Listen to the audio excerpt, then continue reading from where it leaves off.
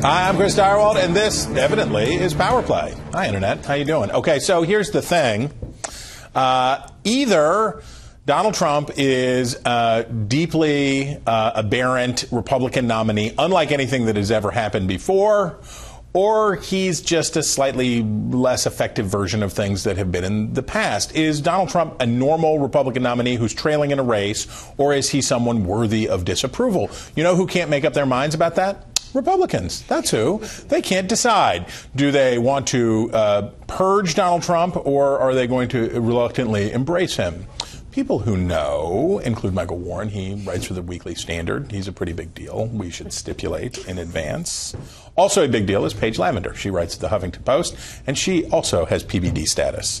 Thanks. Okay. Check is in the mail. Very good. Quite so. All right. So, Michael, when we talk about the sad things you see in politics in 2016, on the list of those sad things are people who came out, like Deb Fischer, senator from Nebraska, and other Republicans who came out on the weekend and said Donald Trump should step down as the nominee because he said that he was joking around about sexually assaulting women. This is not okay. He should step down. A few days later, go, psych, it's okay. I'm still voting for him. It's a perfect example of really the way politicians, particularly bad politicians, sort of engage in short-term thinking. You know, the immediate thing on Friday was that this is a nightmare and Trump's numbers are going to plummet. And a chance to get out. And that's right. And so they do. And then what happens on Sunday? He doesn't blow himself up at the debate. Now, that's a pretty low bar, but it's a bar that was set. Right. And then all of a sudden, it's looking like even somebody like Paul Ryan, who doesn't actually rescind his endorsement, just says, "Look, we're going to focus on the House. I'm not going to defend Donald Trump anymore." Stop talking. Right. Exactly. Gets the full treatment from Donald Trump. So again, these politicians sort of look at it as in short-term bursts. Okay, well now it's bad for me to be against Donald Trump, so I'm going to renege on what I just did 3 days ago. It's bizarre. It's almost as if being a poll-driven servant of the whims of public opinion is bad. I mean, who would have expected that? Yes, that was true. Crazy system. For Republicans, there's a calculation, and for about a quarter of Republicans, USA Today did a study, or did an unscientific survey, basically.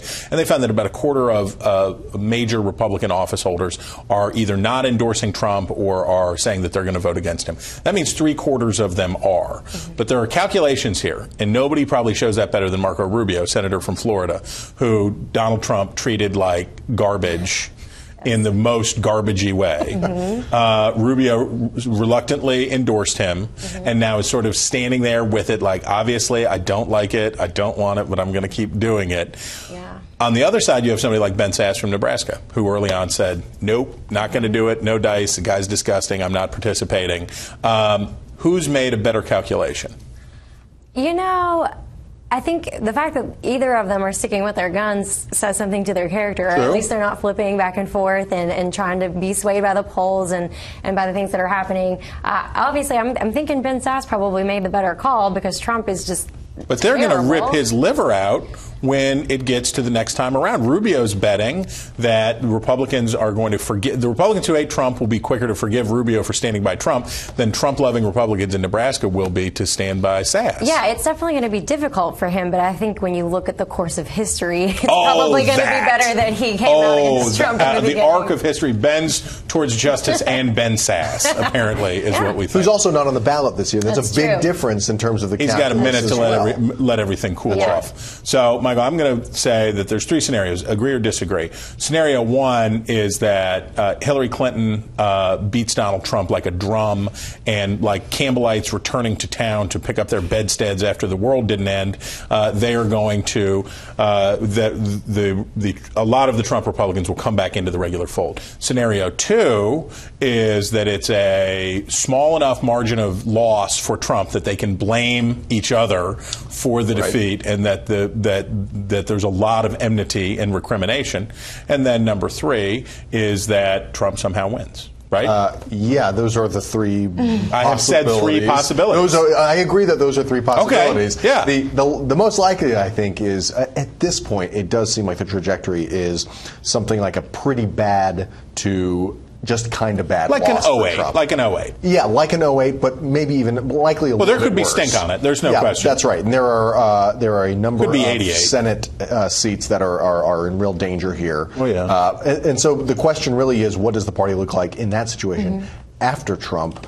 And where, what is there a influence of Trump that hangs over the party afterward? And Paige, you would agree that the worst thing for the Republicans is Trump loses narrowly, and the bitterness stays forever, and so do the Trump vibe. I do think that would be bad for Republicans. Yes, I mean they're going to have to deal with. I think that there's going to be what's left of Trump hanging over the party even after the election, no matter how big or small the loss is. I think we're going to be feeling the effects of that for a little while, and so yeah, I think that's something they're going to have to deal with, and it's going to be difficult. No, I guess I would say that there are no Dukakis Democrats. But anyway, guys, we thank you for your time today. And you, Internet, we thank you. And we hope that you will come back for more Power Play real soon.